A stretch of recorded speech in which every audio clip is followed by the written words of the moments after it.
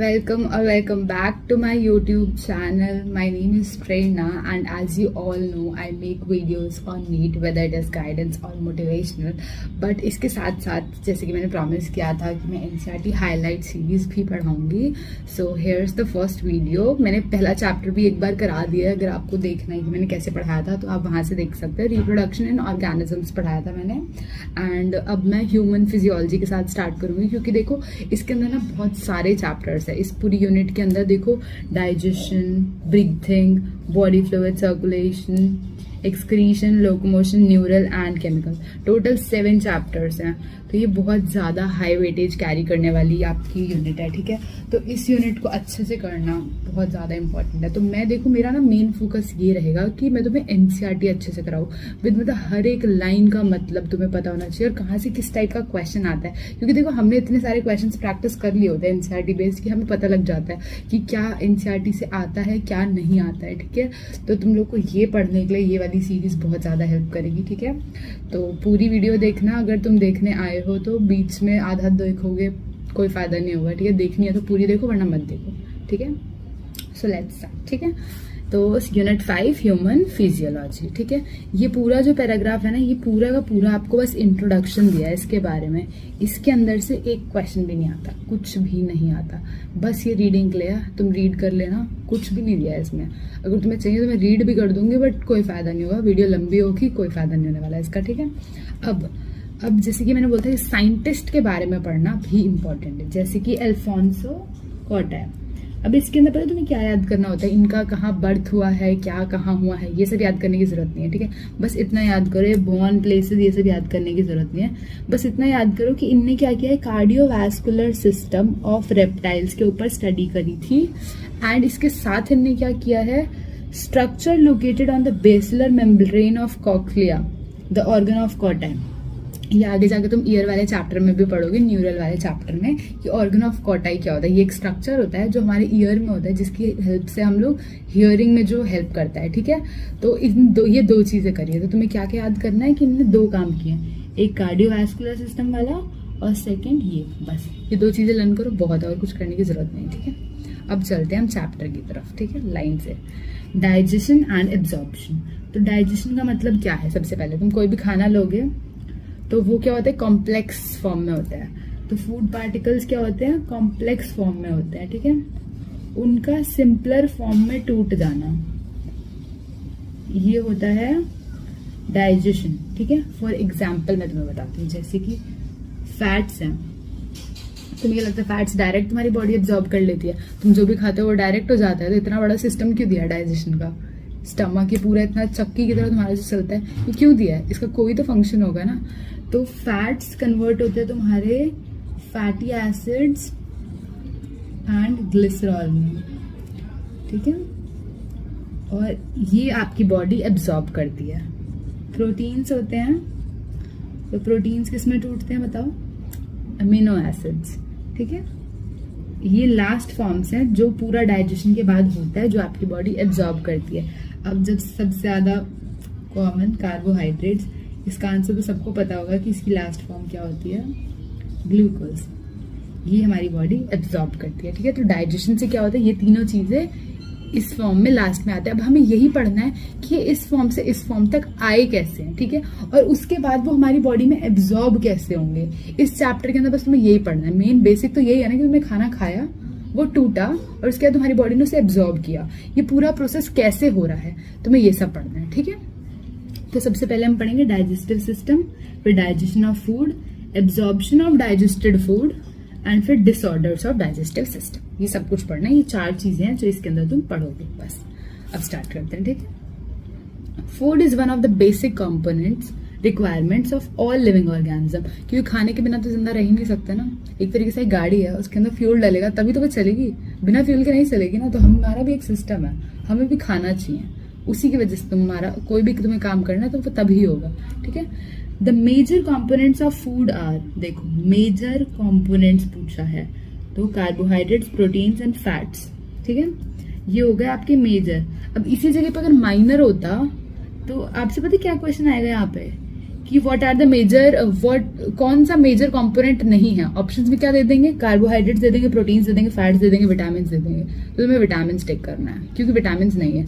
Minor कौन से होते हैं, विटामिन एंड मिनरल्स, ये होते हैं आपके माइनर, ठीक है। Are also required in small quantities.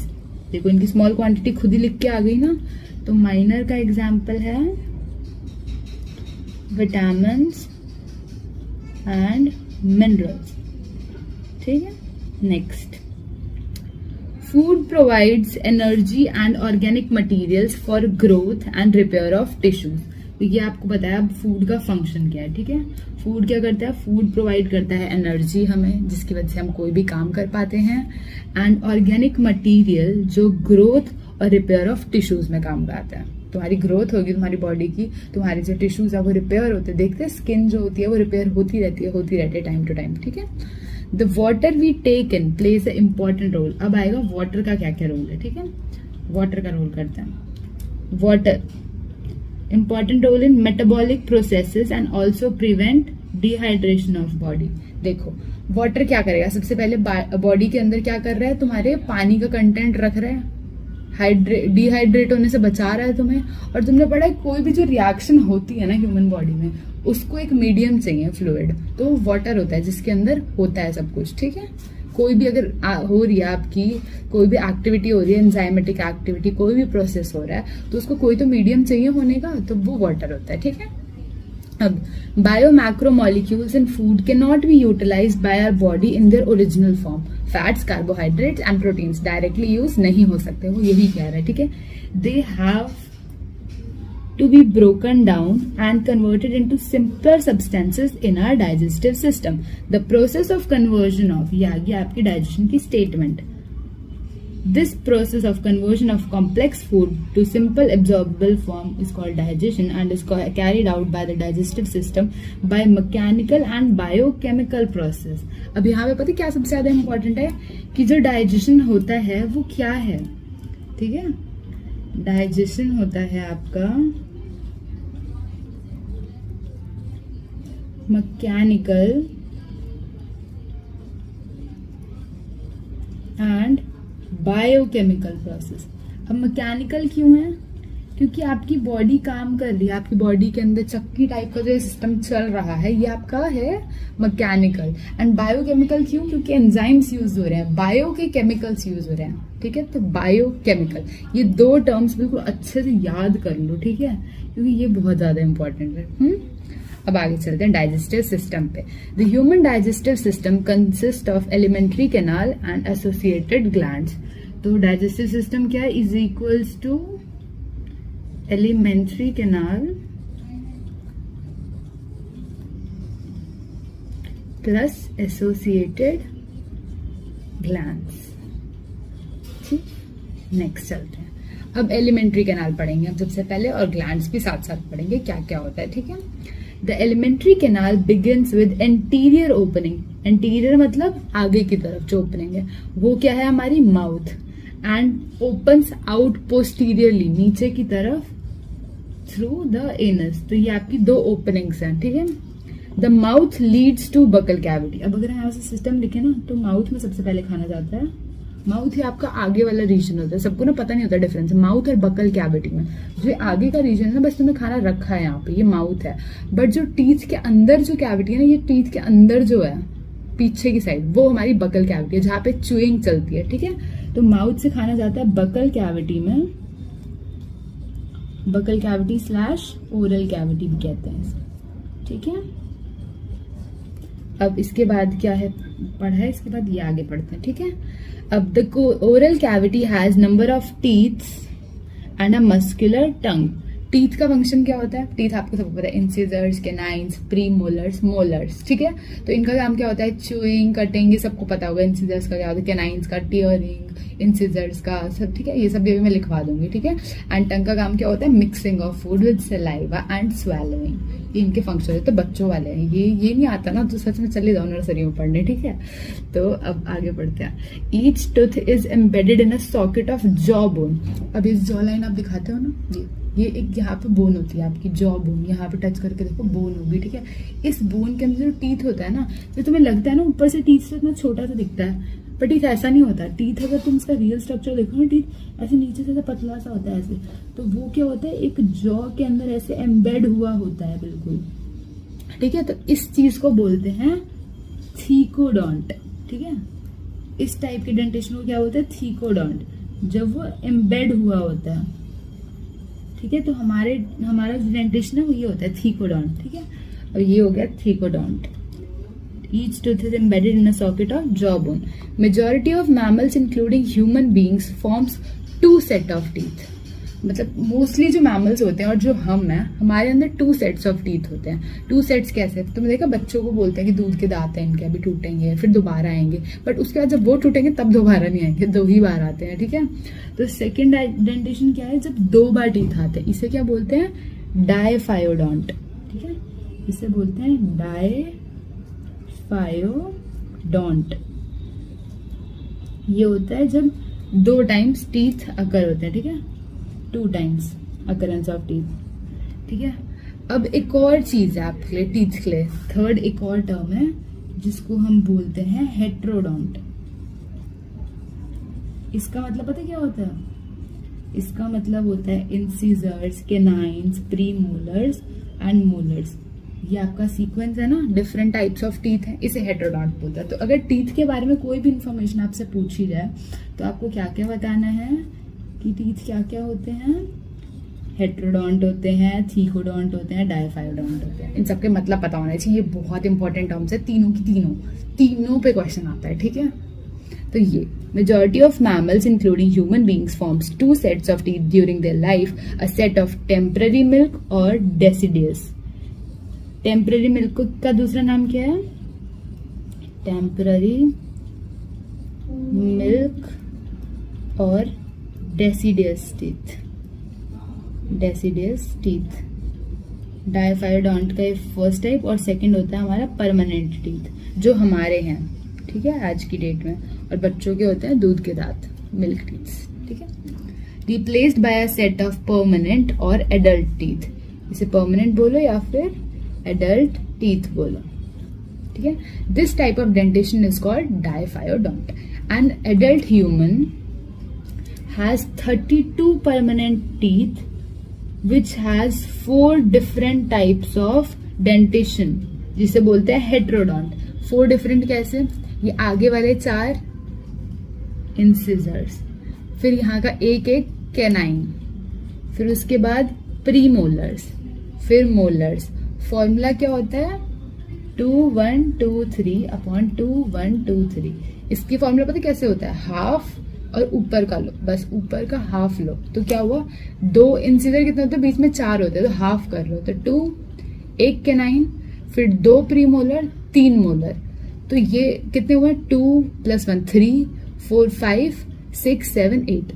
यहाँ हाफ में वो 8, यहाँ 8 हुए 16, 16 ऊपर 16 नीचे, कितने हुए टोटल 32। अब आई काउंटिंग समझ 32 कैसे आते हैं, ठीक है। अब ये तो है एक अडल्ट की बात जो मैच्योर हो चुका है, जिसका आखिरी का मैच्योर वाला जो अकल का दांत कहते हैं ना, वो भी आ चुका है, ठीक है। अब अगर कोई नॉर्मल है, जैसे कि हम 19-20 एज वाले, हमारे पास अभी तक मैच्योरिटी टीथ नहीं आया हमारा, तो हमारा डेंटेशन क्या होगा, मैं यहाँ पे लिखवाती हूँ तुम्हें, ठीक है। एक होता है चाइल्ड का डेंटेशन, ठीक है। एक होता है हमारा जो 20 ईयर्स की एज का बच्चा है, और एक होता है जो एडल्ट हो चुका है, ठीक है। तो एडल्ट का क्या है, 2 1 2 3 फॉर्मूला है, पर हमारे 20 ईयर्स वाले में लास्ट का एक मोलर नहीं आया है, तो हमारा 2 1 2 2 डेंटेशन होता है, 2 1 2 2। चाइल्ड का क्या होता है, 2 1 0 2 2 1 0 2, ठीक है। अब इसमें ये बताओ 2 1 0 2 क्यों है, बताओ मुझे। क्योंकि जो बच्चे होते हैं उनके पास कोई प्रीमोलर नहीं होता, और क्वेश्चन पता यहीं से आता है कि जो चाइल्ड होता है उसके पास कोई कौन से टीथ नहीं होते। देखो एक तो इसके पास, देखो इंसिजर्स और कैनाइन्स इसके पास पूरे हैं। चाइल्ड के पास, अगर ये वाला क्वेश्चन सबसे ज्यादा आता है कि चाइल्ड के पास कौन से टीथ नहीं होते, नो प्रीमोलर्स, चाइल्ड के पास प्रीमोलर्स नहीं होते, ठीक है। तो ये क्वेश्चन है यहाँ पे। अब यहाँ पे आगे आपके पास नाम, incisors, canines, premolars, molars, arrangement of teeth in each half of upper lower jaw. मैंने बोला हाफ का, मैं समझा दिया ना कैसे 32 कैसे हो गया वो, ठीक है। Represented by dental formula which in humans is 2 1 2 3 2 1 2 3। The hard chewing surface of teeth made up of enamel. अब देखो अगर आपका ये टीथ है, ठीक है, मेरी ड्राइंग बहुत खराब है, ठीक है, इसमें समझा रही हूँ, ठीक है। तो इसके ऊपर जो ये ऐसे क्राउन शेप का स्ट्रक्चर होता है ना, इसे बोलते हैं इनामल। और ये क्या होता है, hardest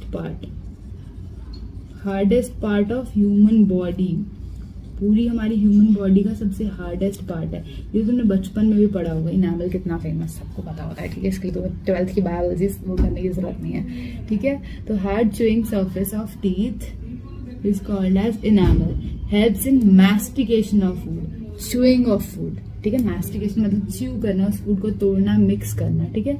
the tongue is freely movable muscular organ attach to the floor of the oral cavity by the फ्रेन्युलम। अब टंग के लिए सबसे इंपॉर्टेंट लाइन आ रही है तुम्हारे पास, ठीक है, जो तुम्हें याद रखनी है कि जो टंग है वो फ्रीली मूवेबल है, कहीं पे भी मूव कर सकती है, मस्कुलर है और अटैच्ड है फ्लोर से ओरल कैविटी के बाय फ्रेन्युलम। इसमें सबसे ज्यादा इंपॉर्टेंट टर्म है फ्रेन्युलम, कि वो फ्रेन्युलम के थ्रू अटैच्ड है एंड वो फ्रीली मूवेबल है, मस्कुलर है, ये पता होना चाहिए। फ्रेन्युलम तो रट लो कि जो हमारी टंग है वो हमारी ओरल कैविटी में अटैच्ड है, पीछे की तरफ ऐसे देखो, आगे से तुम्हारी टंग मूव हो रही है, पीछे से वो कहीं से अटैच्ड है ना, तो जहां से अटैच्ड है वो उसके फ्लोर से जहां पे अटैच्ड है उसे फ्रेन्युलम कहते हैं। फ्रेन्युलम, ये रट लो, ठीक है। The upper surface of the tongue has small projections. जो टंग को देखोगे ना, उसको छोटे डॉट्स होते हैं, उसे कहते हैं पैपिली। अब देखो, अगर अब तुम मॉड्यूल्स पढ़ने लगोगे ना, if you are module lovers, छोड़ दो, मेरे से मत पढ़ना मॉड्यूल वाले, ठीक है। मैं मॉड्यूल्स नहीं पढ़ाती, ना मैंने खुद पढ़े, ना मैं किसी और को पढ़ाऊंगी, उनका टाइम वेस्ट करूंगी, ठीक है। तो जो आएगा पेपर में वही पढ़ाने वाली। तो पैपिल 3-4 टाइप्स के होते हैं, कोई जरूरत नहीं है पढ़ने की, मेरे को भी पता है सारे कौन से होते हैं। फंजी, फिलीफॉर्म, बिल्कुल जरूरत नहीं है, कभी क्वेश्चन नहीं आएगा नीट में, लिख के ले लो, कभी नहीं आने वाला, ठीक है। तो ये क्या हो गया, वेट, ठीक है। तो ये करने की कोई जरूरत नहीं है। अब आगे चलते हैं। पैपिले, बस ये प्रोजेक्शंस होती है स्मॉल, बस इतना याद कर लो, ठीक है। सम of which beer taste buds, जिनमें से कुछ के पास टेस्ट बर्ड्स होती हैं, ठीक है। The oral cavity leads into a short pharynx which serves as common passage for food and air. अब ओरल कैविटी से खाना कहाँ जाता है आपका, ओरल कैविटी से आपका खाना जाता है शॉर्ट फेरिंग्स में, और फेरिंग्स क्या है, कॉमन पैसेज। ये सबसे इंपॉर्टेंट लाइन है ये फेरिंग्स के लिए, ठीक है। It is a common passage for food and air. देखो यहाँ पे तुम खाना खा ले रहे हो, अब वो विंड पाइप और फूड पाइप में जाने से पहले, यहाँ पे पता है ना, आगे की तरफ विंड पाइप होती है, पीछे की तरफ फूड पाइप होती है, उसके अंदर जाने से पहले खाना बीच में एक जगह पे आता है, वो होता है फेरिंग्स, ठीक है। और वहां से फिर देखा जाता है खाना जाता है फूड पाइप में, और जो हवा होती है वो विंड पाइप में जाती है, जहाँ पे वो एपिग्लॉटिस होता है ना, जो आपका बंद करता है खाने को, फ्लैप को, उसके पहले का स्ट्रक्चर होता है फेरिंग्स। तो ये कॉमन पैसेज है, यहाँ पे फूड भी जाता है, एयर भी जाती है, ठीक है। The oesophagus and the trachea wind pipe open into pharynx. Pharynx के बाद ईसोफेगस आता है और ट्रेकिया आता है, ठीक है। ट्रेकिया आगे वाला, ईसोफेगस इसके पीछे होता है, ठीक है। अ कार्टिलेजिनस फ्लैप, अभी आगे ईसोफेगस है, ट्रेकिया है, ओपन इनटू द फेरिंग्स। अभी लाइन बड़ी अजीब लगती है, पता क्या लगता है कि कभी कोई नॉर्मली पढ़ेगा ना तो पता क्या लगता है, the oesophagus and the trachea open into pharynx, लगता है कि ये लोग फेरिंग्स में ओपन हो रहे हैं, पर नहीं, फेरिंग्स के बाद ये लोग आते हैं, ठीक है। तो फेरिंग्स के बाद आता है ईसोफेगस स्लैश आपका ट्रैकिया, ठीक है, जिसे विंड पाइप कहते हैं। अब इसी के जंक्शन पे प्रेजेंट होता है हमारा फ्लैप लाइक स्ट्रक्चर, क्या बोलते हैं उसे, एपिग्लॉटिस, ठीक है। तो इसको क्या बोलते हैं, cartilaginous flap. Cartilaginous flap epiglottis prevents the entry of food in the glottis. अब यहाँ पे जो फूड पाइप है आपकी, उसका जो ये होल है ना, इसे कहते हैं, जैसे फूड पाइप है आपकी, तो इसका जो होल है इसको बोलते हैं ग्लॉटिस। और इसी के ऊपर जो एक फ्लैप जैसा स्ट्रक्चर आएगा ना, जो इसको कवर करेगा, उसे बोलते हैं एपिग्लॉटिस। अब डिफरेंस समझ आया कि ग्लॉटिस क्या है और एपिग्लॉटिस क्या है। एपिग्लॉटिस प्रिवेंट करता है एंट्री, क्योंकि देखो जब तुम तभी बोलते हैं ना कि खाते टाइम बोलते नहीं है, क्योंकि अगर तुम बोलोगे ना तब तो पता क्या होगा कि खाना जो है फूड पाइप की जगह विंड पाइप में चला जाएगा और फिर तुम खाते रह जाओगे, ठीक है। तो वो जो एपिग्लॉटिस होता है उसको समझ नहीं आता जब तुम बोलते हो कि वो कहाँ पे बंद करें, ठीक है। जब तुम खाना खाते हो तब वो विंड पाइप के ऊपर बंद कर देता है ऐसे, ठीक है। तो फिर बंद करने से क्या हो जाता है, अच्छा ये फूड पाइप नहीं है, सॉरी, ये ट्रैकिया, फिर ये ट्रैकिया के ऊपर कवर करता है, ठीक है। ट्रैकिया की जो ऊपर का होल होता है वो ग्लॉटिस होता है, उसको बंद करता है, ठीक है। तो यहाँ पे बंद कर देगा तो खाना आपका ट्रैकिया में नहीं जाएगा और आपको कोई दिक्कत नहीं होगी, ठीक है। तो ओपनिंग ऑफ विंड पाइप, ये देखो ग्लॉटिस क्या होता है, opening of wind pipe during स्वैलोइंग। अब ईसोफेगस क्या है, ईसोफेगस के बारे में आ गया। Esophagus is a thin, long tube which extends posteriorly back through the neck, thorax, diaphragm and leads to J-shaped bag-like structure called the stomach. ठीक है। अब esophagus क्या है, एक thin सी long tube है, ट्रैकिया आगे होता है, तभी posteriorly लिखा है, पीछे की तरफ, क्योंकि ट्रैकिया आगे होते हैं। यहाँ पे फील करो, ये ट्रैकिया है, इसके पीछे से ईसोफेगस जाता है, तो वो पोस्टीरियरली जाता है आपकी नेक से थॉरैक्स में जाके डायफ्राम तक जाता है, ठीक है। और फिर वहां पे जाके कहाँ पे खुलता है, जे शेप्ड आपके स्टमक के अंदर, ठीक है। चलो अब इससे पहले मैं ये डायग्राम करवाती हूँ, ठीक है। डायग्राम की जितनी इंफॉर्मेशन आती है हमें पहले हम वो करेंगे, ठीक है। अच्छा तो कलर चूज कर लेती हूँ। चलो अब सबसे पहले पैराटॉइड ग्लैंड, ये होता है आपका सलाइवरी ग्लैंड एक तरीके का, ठीक है। फेरिंग्स क्या है, कॉमन पैसेज। ईसोफेगस क्या है, फूड पाइप। स्टमक क्या है, जे शेप्ड। पैनक्रियास क्या है, हेटेरोक्राइन ग्लैंड। अब हेटेरोक्राइन का मतलब क्या होता है, वो ग्लैंड जो आपका एंजाइम्स भी सेक्रीट करता है, साथ में हार्मोन्स भी सेक्रीट करता है। अगर कोई 11th का नौसिखिया बच्चा है तो उसे मैं बता दे रही हूँ कि हेटेरोक्राइन क्या होता है, जो ग्लैंड्स आपका एंजाइम भी सेक्रीट करती हैं और साथ साथ में आपको हार्मोन्स भी सेक्रीट करती है, दोनों टाइप, ठीक है। इनके पास डक्ट्स भी होती हैं और डक्टलेस वाला भी, दोनों पार्ट होते हैं इनके पास। तो ये होते हैं हेटेरोक्राइन ग्लैंड्स, ठीक है। जेजुनम, देखो अब स्मॉल इंटेस्टाइन के पार्ट्स आएंगे, उससे पहले मैं ये करा देती हूँ, ठीक है। सब एक्सिलरी एंड सबलिंगुअल, ये भी होते हैं सलाइवरी ग्लैंड। तो टोटल कितने सलाइवरी ग्लैंड्स पढ़ लिए तुमने, अभी आगे आएंगे 3, टोटल 3 टाइप्स के सलाइवरी ग्लैंड्स है, submaxillary, sublingual and parotid gland, ठीक है। अब liver, largest gland. Gall bladder क्या होता है, इसी का इसके अंदर जो लिवर का वो होता है ना, बाइल जूस, वो स्टोर होता है। अब स्मॉल इंटेस्टाइन पे आता है। स्मॉल इंटेस्टाइन के भी 2 पार्ट्स हैं, ड्यूडेनम, जेजुनम, इलियम। ये तीनों किसके पार्ट हैं, स्मॉल इंटेस्टाइन के, ठीक है। अब लार्ज इंटेस्टाइन के कौन से पार्ट्स हैं, केकम, कोलॉन और रेक्टम। रेक्टम ये आ गया। कोलॉन में भी 4 टाइप के कोलॉन है, देखो। अब जिनकी पुरानी एनसीईआरटी है ना, अब मैं उन्हें बता देती हूँ, मैं बताती हूँ ना डिफरेंस होता है। जिनकी भी पुरानी एनसीईआरटी है, तो मैं तो अपने टाइम पे इतना ये ज्यादा परेशान हुई हूँ ना, मैं ढूंढ के कहाँ पे नया कुछ दिया है, तो मैं बता दे रही हूँ कि जिनकी नई एनसीईआरटी है उनके पास सिग्मोइड कोलॉन लिखा होगा, पुरानी है नहीं लिखा होगा, ठीक है। कोलॉन के अब से 4 टाइप्स होते हैं, 3 नहीं होते। पुरानी एनसीईआरटी में 3 लिखे हैं, तो इसे देख लो, ठीक है।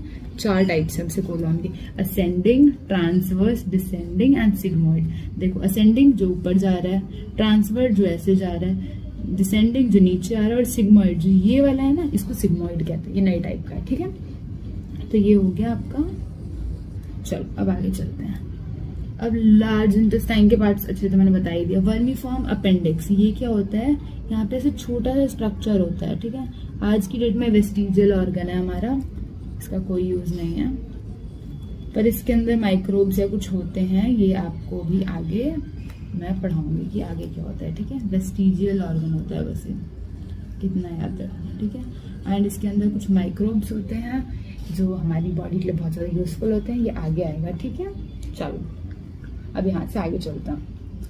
अब मस्कुलर स्फिंक्टर्स, मीन स्फिंक्टर्स तो पढ़ाए ही नहीं, है ना। यहाँ पे होता है तुम्हारा स्फिंक्टर, मतलब जो फ्लैप जो रोकता है, ठीक है, खाना एंट्री या फिर उससे पहले।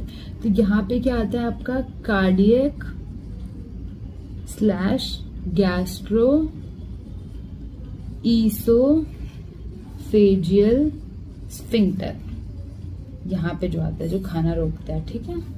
एंड इसके बाद आपका यहाँ पे आता है जो स्टमक खत्म होता है ना यहाँ पे, तो यहाँ पे आता है पाइलोरिक स्फिंक्टर, पाइलोरिक स्फिंक्टर, ठीक है। इसके बाद आपका आएगा ड्यूडेनम, यहाँ पे ये पैनक्रियाज है ना, पैनक्रियाज जहाँ पे आपका यहाँ से निकलता है, तो ये होता है आपका स्फिंक्टर ऑफ ओडियाई।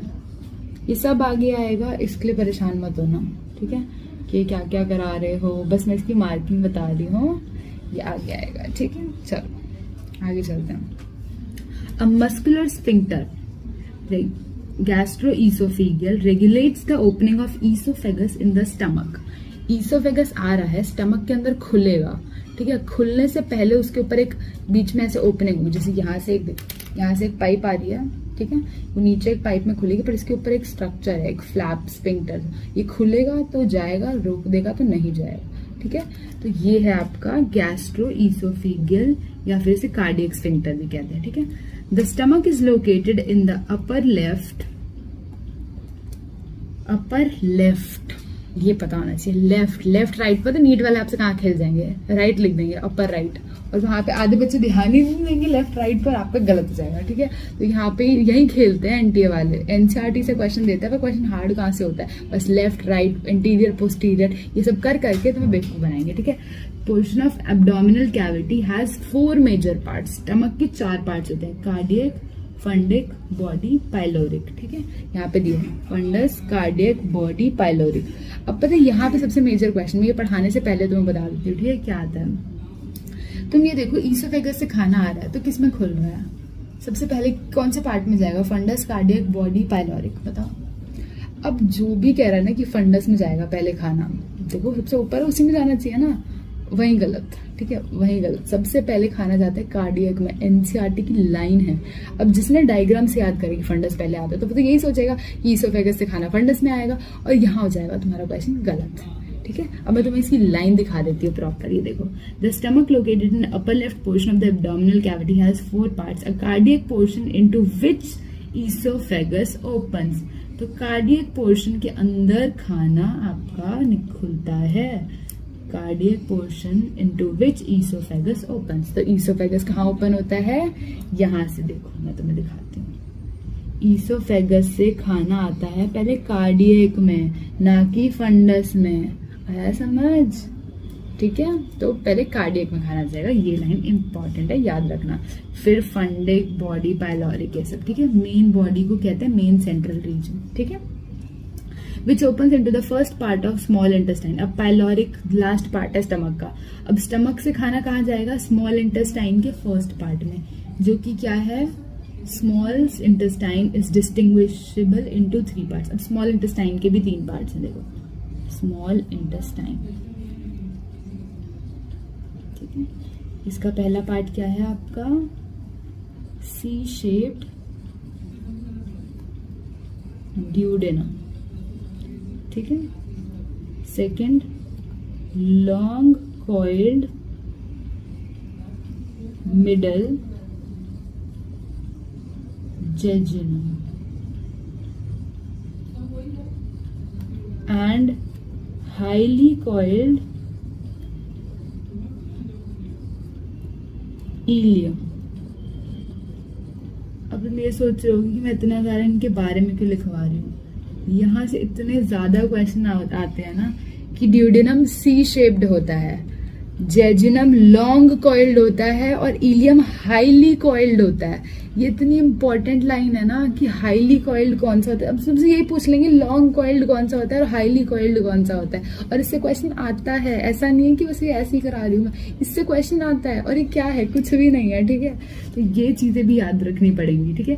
तो अब क्या होगा, पाइलोरिक जो स्टमक का हमारा आखिरी पार्ट है, ये यहाँ से खाना अब नीचे जाएगा, यहाँ से नीचे कहाँ पे जाएगा खाना, स्मॉल इंटेस्टाइन के नेक्स्ट पार्ट में, जो कि क्या है ड्यूडेनम, सी शेप्ड ड्यूडेनम में जाएगा इनटू 3 डिस्टिंग्विशेबल अलोंग दिस। इसके बारे में देखो, the opening of stomach into the duodenum is guarded bye pyloric sphincter. अब देखो पाइलोरिक लास्ट है, तो यहाँ पे जो स्फिंक्टर है इसी को कहते हैं पाइलोरिक स्फिंक्टर, ठीक है, पाइलोरिक स्फिंक्टर। यहीं से खाना अब नेक्स्ट पार्ट में जाएगा। ओके चलो, अब ileum opens into large intestine, ये लास्ट पार्ट है, तो अब ये किस में खुलेगा, लार्ज इंटेस्टाइन में ही खुलेगा, है ना, लास्ट पार्ट है। तो कहाँ जाएगा, ड्यूडेनम, फिर जेजुनम, फिर इलियम, इलियम से फिर स्मॉल इंटेस्टाइन, ठीक है। अब ileum opens into large intestine, it consist of, अब लार्ज इंटेस्टाइन के टाइप्स आपको बता रहे हैं हम, ठीक है, लार्ज इंटेस्टाइन के। चलो अब यहाँ पे लिखते हैं लार्ज इंटेस्टाइन, लार्ज इंटेस्टाइन, इसके अंदर क्या क्या होता है, केकम, कोलॉन एंड रेक्टम। अब इसमें सबसे ज्यादा इंपॉर्टेंट चीज क्या है कि कोलॉन के भी 4 टाइप्स हैं, असेंडिंग, ट्रांसवर्स, और ये मैं सीक्वेंस में ही बता रही हूँ, फिर डिसेंडिंग एंड फिर सिग्मोइड। ये हो गए 4 टाइप्स, ठीक है। राइटिंग थोड़ी बुरी होगी तो एडजस्ट कर लेना, देखो थोड़ा टाइम लगेगा, इंप्रूवमेंट हो जाएगी। मैंने 2 महीने से कुछ नहीं लिखा, ठीक है, मैंने कुछ नहीं पढ़ा नीट के बाद, अपना मतलब लिखने की हैबिट तो छूट ही गई है, बट हाँ मुझे याद तो है ही सब, ठीक है। तो अब आपको पढ़ाएंगे के इन सब के बारे में। लार्ज इंटेस्टाइन किसके अंदर है, लार्ज इंटेस्टाइन के पार्ट्स क्या क्या है, केकम, कोलॉन एंड रेक्टम, ठीक है। अब केकम क्या है, caecum is a small blind sac, caecum एक ब्लाइंड सैक है। ये टर्म्स याद करो, ये टर्म्स रट्टा मारो पर मारो, ये क्या है, ब्लाइंड सैक है एक, ठीक है, विच होस्ट सम सिम्बायोटिक माइक्रो ऑर्गेनिजम्स। अब केकम के लिए सबसे इंपॉर्टेंट लाइन यही होगी कि वो ब्लाइंड सैक होता है, और क्या होता है कि उसके अंदर सिम्बायोटिक माइक्रो ऑर्गेनिजम्स रहते हैं, ठीक है, ये हमारे लिए बहुत ज्यादा हेल्पफुल भी होते हैं, ठीक है। A narrow finger like tubular projection वर्मिफॉर्म appendix which is a vestigial organ arises from the केकम। जैसे कि यहाँ पे क्या होता है, एक छोटा सा ट्यूबुलर, भी मेरे पीछे पढ़ाया भी था, ये रहा, देखो ये जो स्ट्रक्चर है, ये इसे बोलते हैं वर्मिफॉर्म अपेंडिक्स। ये क्या है, एक वेस्टिजियल ऑर्गन है, आज की डेट में इसका कोई यूज नहीं है। Vestigial organ arises from the केकम, ठीक है। केकम ओपन्स इनटू कोलॉन, अब केकम से कहाँ जाएगा खाना, कोलॉन में। कोलॉन के 4 पार्ट्स है, असेंडिंग, ट्रांसवर्स, डिसेंडिंग, सिग्मोइड, जैसे कि मैंने बताया था। अब जो डिसेंडिंग पार्ट है वो उसके बाद कहाँ पे खुलेगा, रेक्टम में जाकर खुलेगा, ये लास्ट पार्ट है। और उसके बाद खाना कहाँ से निकल जाएगा, एनस से बाहर निकल जाएगा, ठीक है, डन।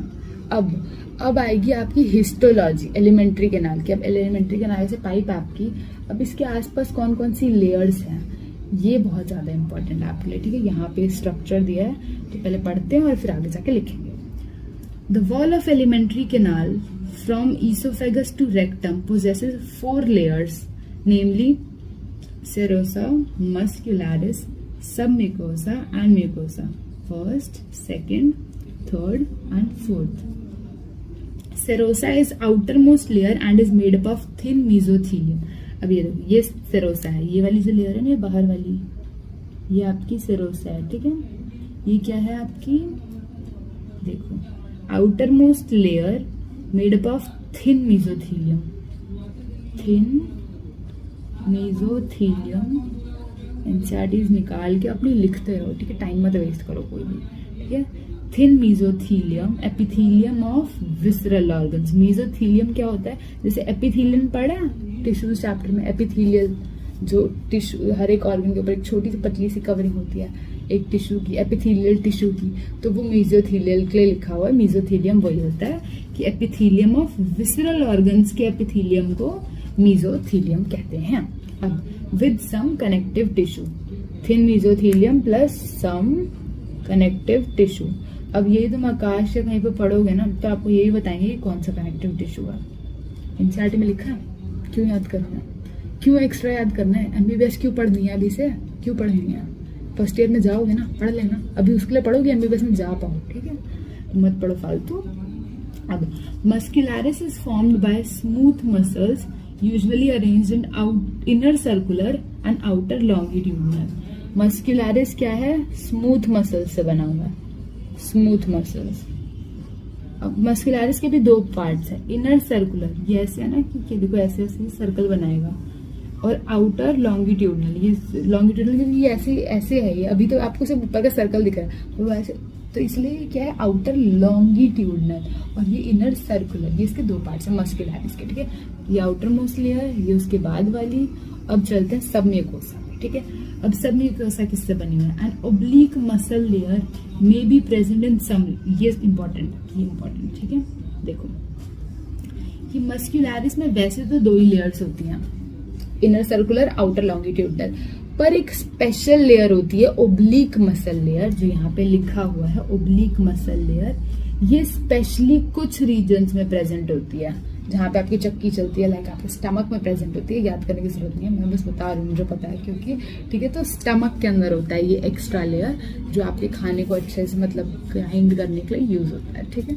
तो अब submucosal layer is formed of loose connective tissue containing nerves, blood and lymph. अब सबम्यूकोसा में क्या क्या है? Loose connective tissue,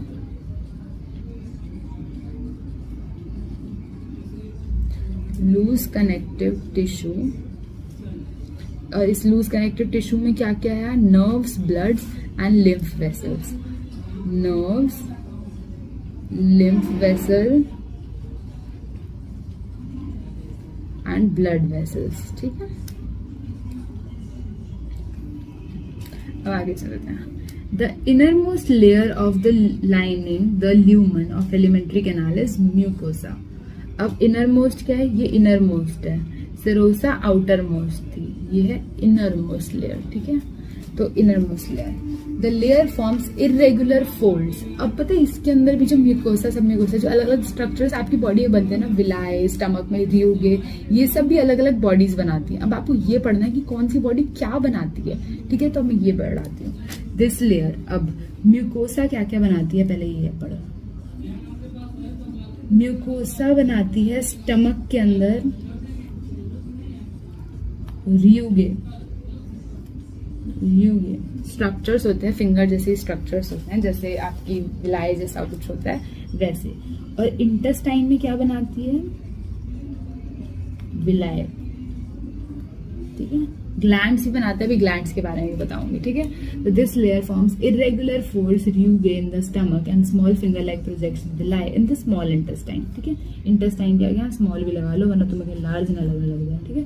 the cells lining the villi produces numerous microscopic projections called microvilli. ये अगर टिश्यू वाला चैप्टर पढ़ के आया तो पता क्या होता है? विलाय से एक विलाय है, इसके ऊपर भी ना छोटे छोटे से माइक्रोविलायस बनते हैं, ऐसे स्ट्रक्चर होते हैं। ये और ज्यादा एब्जॉर्ब करने के लिए सरफेस एरिया बढ़ा देते हैं, इनको माइक्रोविलाय, इसीलिए ना ब्रश बॉर्डर कहते हैं, क्योंकि इनके बॉर्डर पे देखो ऐसे ब्रश सा हो जाता है ना, इसीलिए ना ब्रश बॉर्डर एपिथेलियम सेल्स कहते हैं। तो इनका ब्रश बॉर्डर एपिथेलियम हो जाता है, ठीक है? These modification increase the surface area enormously, मतलब बढ़ा रहा है बहुत ज्यादा surface area. विलाइज are supplied with network of capillaries, capillaries मतलब ब्लड कैपिलरीज, जो ब्लड वेसल्स होती हैं, and large lymph vessels called लैक्टिल्स। लैक्टिल्स क्या होती है? लार्ज लिम्फ, जो ब्लड वेसल्स होती है और लिम्फ वेसल्स होती है, ठीक है? मेन बॉडी में जो फैट्स होते हैं ना, वो आपके ब्लड में डायरेक्टली एब्जॉर्ब नहीं होते, ठीक है? तो वो होते हैं लिम्फ के अंदर एब्जॉर्ब, ठीक है? तो कैपिलरीज और लिम्फ कैपिलरीज, और ये याद कर लो लैक्टिल क्या होता है? लैक्टिल क्या होता है इसे याद कर लो अच्छे से। Large lymph vessel is called a लैक्टिल, ठीक है? अब mucosal epithelium has goblet cells. Mucosa की जो एपिथेलियम होती है उसके पास गॉबलेट सेल्स होती हैं with secrete mucus that helps in lubrication. अब देखो जहां जहां पे एपिथेलियम है वो क्या करेगी? उसके पास गॉबलेट सेल्स होती हैं, ठीक है? वो क्या करती है? म्यूकोसा बनाती है जो ल्यूब्रिकेशन प्रोवाइड करता है। खाना है तो ऐसे सूखे सूखे में तो नहीं चला जाएगा ना, थोड़ा लिक्विडिटी होती है तो उसको फ्लो करने में ईजी रहता है, ठीक है? Mucosa also form glands. अब ग्लैंड्स के बारे में पढ़ेंगे कि म्यूकोसा ग्लैंड्स कौन कौन सी बनाती है। यहाँ पे लिख देती हूँ मैं, म्यूकोसा। ग्लैंड्स कौन कौन सी बनाती है? स्टमक में बनाती है गैस्ट्रिक ग्लैंड, इंटेस्टाइन में बनाती है क्रिप्ट्स ऑफ ल्यूबरकुहेन। ल्यूबरकुहेन यहाँ पे लिखा हुआ है, स्पेलिंग किसी को देखनी हो तो ठीक है। अब आप ये देखो, स्टमक में बन गई, स्मॉल इंटेस्टाइन में बन गई ग्लैंड, ठीक है। ये कौन बनाती है? म्यूकोसा बनाती है, यहाँ पे लिखा है देखो।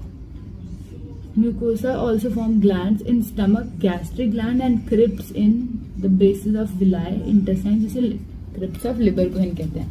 All the 4 layers show modification in different parts of alimentary canal. इसे एज स्टेटमेंट याद कर लो।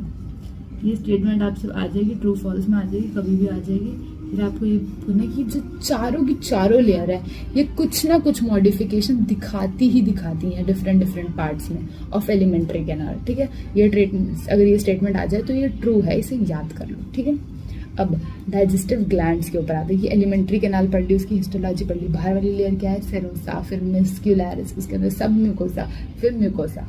ये पूरी लेयर्स का सीक्वेंस याद कर लो। ये लेयर्स किस चीज़ों से बनी है वो याद कर लो, और ये म्यूकोसा क्या क्या अलग अलग जगह पे बनाती है ये याद कर लो, ठीक है। Digestive glands. The digestive glands associated with alimentary canal includes salivary gland, liver and pancreas. ये 3 टाइप की ग्लैंड्स हैं आपकी बॉडी में जो आपका खाना डाइजेशन में हेल्प करती है, ठीक है। Saliva is mainly produced by 3 pairs. Saliva is produced by mainly 3 pairs of salivary glands, parotids जो कि चीक में प्रेजेंट होता है, सब मैक्सिलरी, सब मैंडिबुलर जो कि लोअर जॉ में होता है, एंड सब लिंगुअल जो बिलो टंग होता है।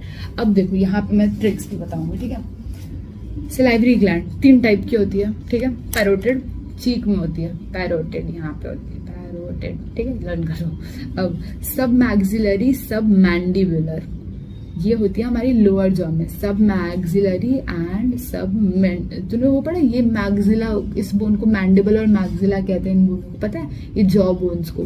तो ये लोअर जॉ में है, इसलिए इसे सब मैक्सिलरी और सब मैंडिबुलर कहते हैं। सब लिंगुअल, लिंग से लग रहा है ना, लिक करना, कुछ लिक कैसे करते हो? टंग से करते हो, ठीक है।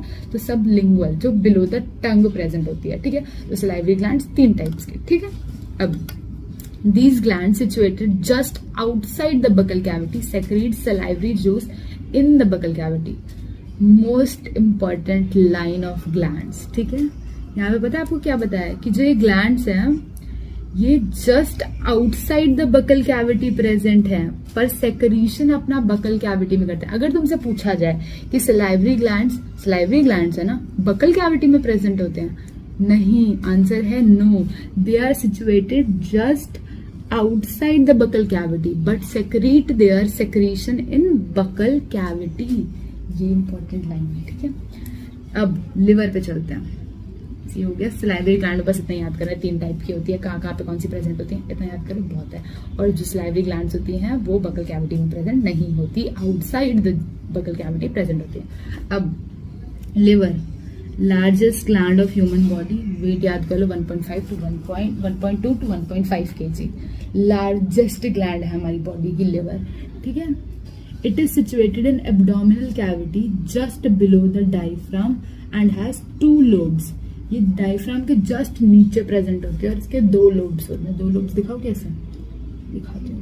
लिवर यहाँ पे बना नहीं है ना, यहाँ पे ड्रॉ करते हैं। यहाँ पे ऐसे लिवर होता है, ऐसे, ठीक है।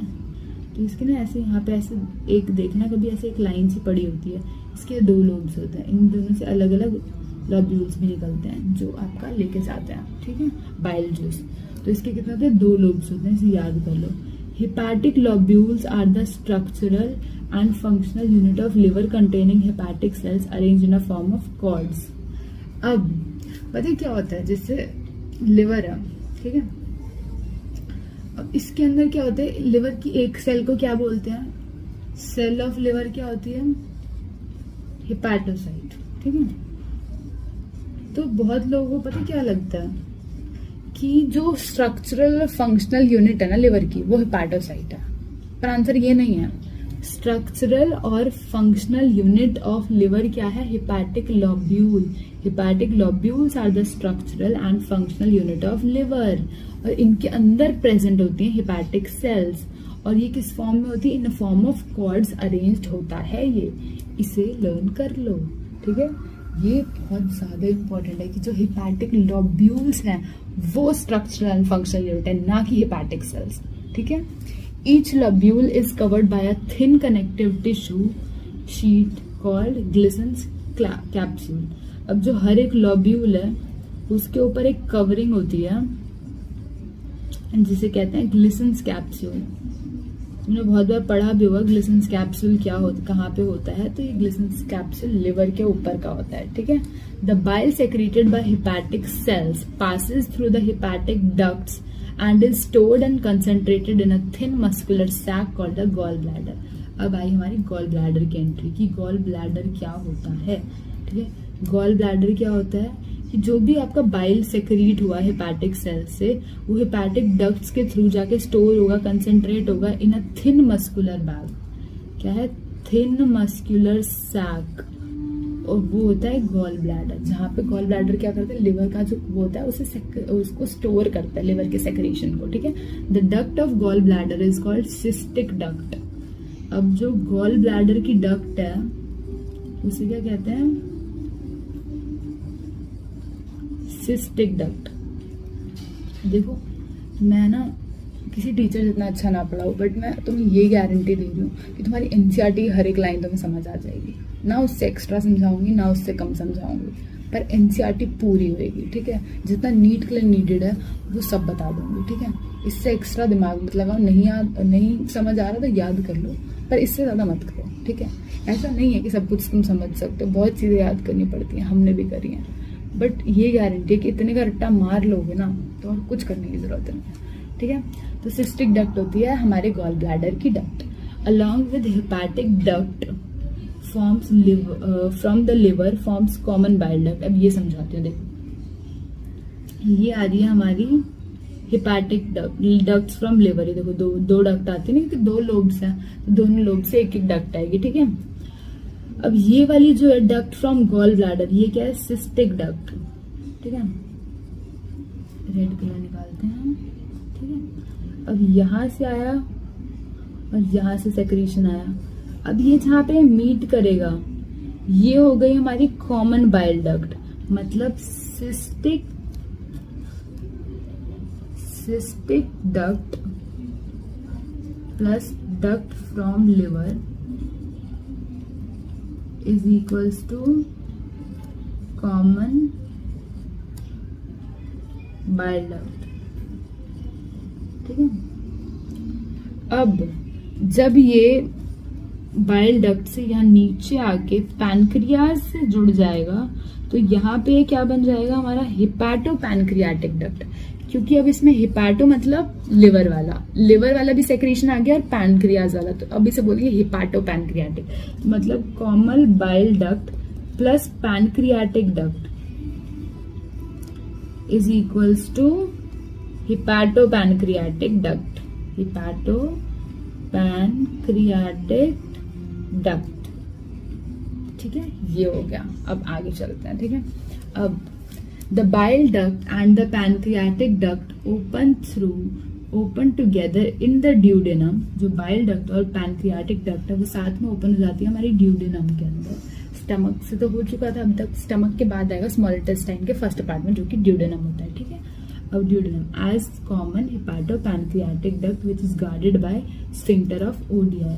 अब जहां पे ये सब खाना निकलता है ना, ये देखो ये वाला स्फिंक्टर, ये देखो ये आपका ड्यूडेनम है, इसके ऊपर आपका यहाँ पे ना स्टमक था, यहाँ आपका जो जे शेप्ड स्टमक था ये आपका, ठीक है। स्टमक से खाना आपका यहाँ आया, यहाँ से सेक्रेशन आता है लिवर का और पैनक्रियाज का। ये सेक्रेशन कहाँ पे आता है? ड्यूडेनम के अंदर ही आता है, और ड्यूडेनम ये रहा आपका, ठीक है। अब इसके अंदर खाना आ गया, अब यहाँ पे जो ये है ना स्फिंक्टर, इसे बोलते हैं स्फिंक्टर ऑफ ओडियाई, ठीक है। स्फिंक्टर ऑफ ओडियाई ये है आपका मेन स्फिंक्टर, जो आपका इन दोनों की इसकी जो डक्ट आ रही है उसका सेक्रेशन रोकता है या हटाता है, ठीक है। अब the pancreas is a compound मतलब हेट्रोक्राइन ग्लैंड, जो कि मैंने बताया था। Both exocrine and endocrine.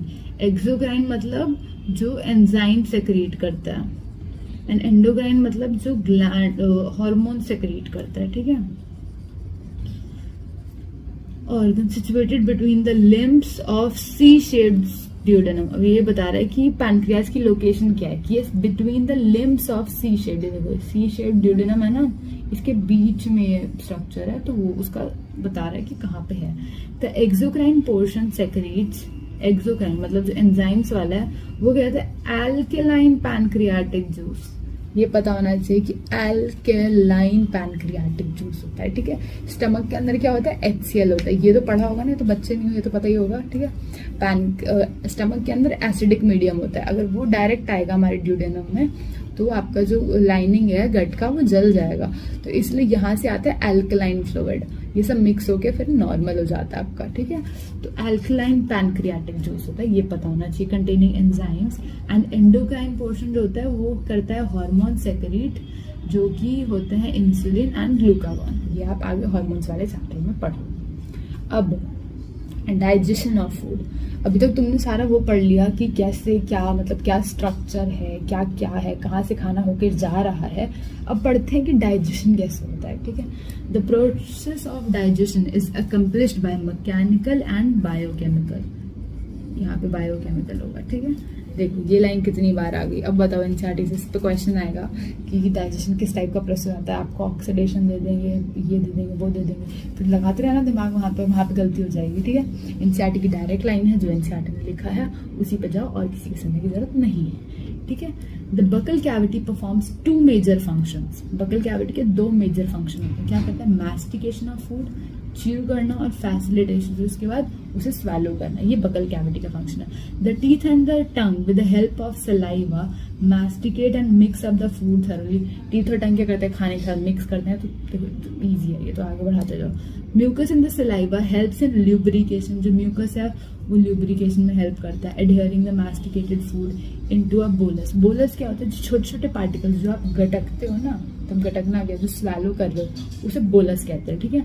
The bolus is then conveyed into pharynx. Pharynx क्या होता है, जो कॉमन पैसेज है for food and air, and then into oesophagus. उसके बाद बाय स्वेलिंग और डीग्लूटिनेशन।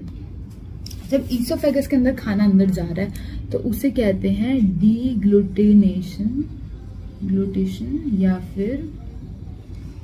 फिर इसे और क्या कहते हैं, स्वैलोइंग, ठीक है, स्वैलोइंग, ओके। ये अब the bolus further passes down, bolus अब नीचे जाएगा ईसोफेगस में by successive waves of muscular contraction called peristalsis. पढ़ा होगा कि जो हमारी एलिमेंट्री कैनाल है उसके अंदर एक प्रोसेस होता है पेरिस्टाल्सिस मूवमेंट, जो ऐसे ऐसे होते हैं जिसकी वजह से खाना नीचे जाता है, ऐसे ऐसे ऐसे ऐसे टू एंड फ्रो मूवमेंट है जिसकी वजह से खाना नीचे जाता है, ठीक है। अब गैस्ट्रो ईसोफेगियल स्फिंक्टर, ये कहाँ पे था आपका, जहाँ पे ईसोफेगस और स्टमक मिल रहे हैं, ये वहां पे controls the passage of food into the stomach, क्योंकि वो स्टमक के ऊपर है तो वो कंट्रोल करेगा खाना स्टमक में भेजना है नहीं भेजना है, ठीक है। The saliva secreted into the oral cavity. अभी आ गया आपके पास कि सलाइवा के अंदर क्या क्या होता है। सलाइवा के होता है अंदर sodium, potassium, chlorine, bicarbonate ion, ये सलाइवा के अंदर होता है। ये इलेक्ट्रोलाइट्स हैं। Saliva secreted into the oral cavity contains electrolytes, ये सब, और सलाइवरी एमाइलेज जो उसका एंजाइम होता है लाइसोजाइम, जो कि एंटीबैक्टीरियल होता है। ये अगर कुछ भी बैक्टीरिया है ना आपके खाने में तो उसको मारेगा लाइसोजाइम। लाइसोजाइम क्या होता है, एंटीबैक्टीरियल होता है, ठीक है। तो एक तो आपका सलाइवरी एमाइलेज जो स्टार्च को डाइजेस्ट करेगा, मतलब आपके कार्बोहाइड्रेट को डाइजेस्ट करेगा, ये इलेक्ट्रोलाइट्स होते हैं, और लाइसोजाइम होता है, ठीक है। The chemical process of digestion is initiated in oral cavity. जो आपका डाइजेशन का प्रोसेस है वो शुरू कहाँ पे होता है, ओरल कैविटी के अंदर, क्योंकि ओरल कैविटी में क्या होता है कि आपका जो कार्बोहाइड्रेट्स है ना वो 30% हाइड्रोलाइज हो जाता है। कार्बोहाइड्रेट्स आपके ग्लूकोज में टूट जाते हैं, पर 30% ही, सारा नहीं, 30%। तो इसीलिए इनिशिएट क्या होता है आपका बकल कैविटी में, ठीक है। By hydrolytic action of carbohydrate splitting enzyme salivary amylase. About 30% of starch is hydrolyzed here by the enzyme pH most important है यहाँ पे। ये देखो स्टार्च सलाइवरी एमाइलेज के अंदर कन्वर्ट हो गया माल्टोज के अंदर, आपका चला गया। माल्टोज क्या होता है? Glucose plus glucose. इसी अगर 2 ग्लूकोज को मिक्स कर दोगे ना तो माल्टोज हो जाएगा। माल्टोज क्या होता है? Glucose plus glucose. इसकी ट्रिक क्या होती है? 2 girls in a mall, M से माल्टोज, जी से 2 ग्लूकोज है। तो ये आपको केमिस्ट्री में भी हेल्प करेगा कैसे लर्न करना है, ठीक है। 2 गर्ल्स इन अ मॉल। तो 30% स्टार्च जो है वो आपका हाइड्रोलाइज हो जाता है, पर पीएच क्या चाहिए? 6.8। आपके माउथ में ही 30% स्टार्च तो वो हो जाएगा, और इनटू क्या बनेगा? एक डाइसेकेराइड जो कि माल्टोज होती है, ठीक है। Lysozyme present in saliva acts as antibacterial agent that prevents infections, ठीक है। तो अब जो लाइसोजाइम प्रेजेंट है सलाइवा के अंदर, वो क्या करेगा? आपका एंटीबैक्टीरियल, अभी मैंने बताया था, जो प्रिवेंट करेगा इन्फेक्शंस, ठीक है। अब द म्यूकोसा ऑफ स्टमक, अब स्टमक के ऊपर आते हैं। अब स्टमक के अंदर की चीजें बताएंगे। जो म्यूकोसा है स्टमक के अंदर, उससे गैस्ट्रिक ग्लैंड्स बनती है, मैंने अभी बताया था, है ना।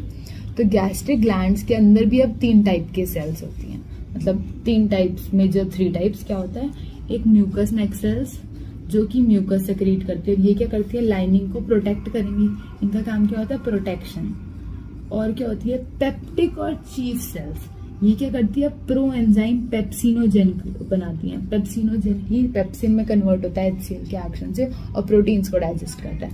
और तीसरा क्या है? पेराइटल और ऑक्जेंटिक सेल्स जो करती हैं HCl सेक्रीट, और एक इंट्रिंसिक फैक्टर जो कि एब्जॉर्प्शन ऑफ विटामिन B12 करता है। नहीं तो आपको क्या हो जाता है? Pernicious anaemia. अगर आपकी बॉडी में विटामिन B12 की कमी हो गई तो आपको क्या हो जाएगा? परनीशियस अनीमिया, ठीक है।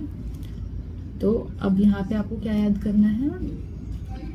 यहाँ पे सबसे ज्यादा इम्पोर्टेंट ये है कि आपको ये पता हो कि पेप्टिक और चीफ सेल्स एक ही हैं जिनको जो पेप्सिनोजेन बनाते हैं, पेराइटल और ऑक्जेंटिक सेल्स एक ही हैं जो HCl बनाते हैं, और एक इंट्रिंसिक फैक्टर बनाते हैं जो एब्जॉर्प्शन ऑफ विटामिन B12 करवाता है, ठीक है। तो ये दोनों याद करना बहुत ज़्यादा जरूरी है। अभी कितना बचा है चैप्टर? 1 पेज, 2 पेज, 3, 4, 5, देखो भी बचा हुआ है चैप्टर। तो एक वीडियो और लगेगी, ठीक है, एक वीडियो और ऐसे, क्योंकि फिर मेरे को भी ऐसे हेक्टिक हो जाएगा इतना सारा एक साथ पढ़ाना। तो बताना कैसा लगा आपको। अगर अच्छी लग रही है ये सीरीज तो मैं कंटिन्यू करूँगी और आगे बनाऊँगी। सो thank you for watching this video. अगर ये तुम्हें सच में हेल्प कर दिया तो इसे शेयर करो, लाइक करो और अपने फ्रेंड्स के पास भेजो, मतलब जो भी नीट पढ़ रहे हैं, तो ताकि वो इन्हें भी हेल्प करे। So thank you guys, bye bye. अब अगर तुम लोग नए हो तो सब्सक्राइब करो, वो जो लाल वाला बटन है उसके साथ स्कैम करो या फिर महफिल जमाओ, मुझे नहीं पता, बस क्लिक हो जाना चाहिए। अब मैं भी जा रहा हूं, मुझे पार्क में स्टंट्स मारने जाना।